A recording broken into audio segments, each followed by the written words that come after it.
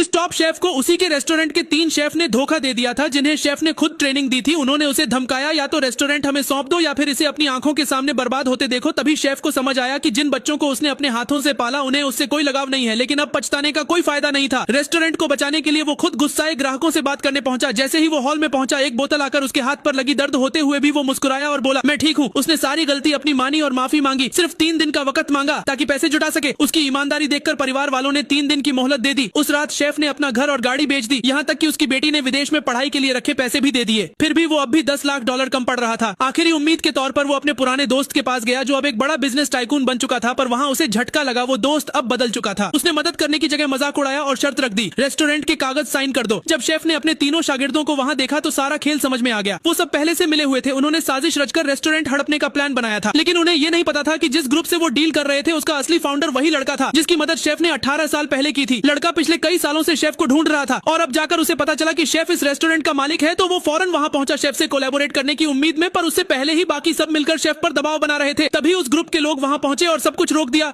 उनमें से एक असिस्टेंट ने शेफ को देखा और तुरंत पहचान लिया, लेकिन वो समझा कि शेफ कोई दखल दे रहा है। तभी एक शागिर्द ने शेफ को बाहर निकालने की कोशिश की, पर असिस्टेंट ने उसे एक जोरदार थप्पड़ जड़ दिया। बाकी 2 चौंक गए, फिर भी गालियां देने लगे। तभी असिस्टेंट के अगले शब्दों ने तीनों को पूरी तरह हिला दिया। पार्ट 3 के लिए कमेंट्स में एग्रीमेंट लिखें।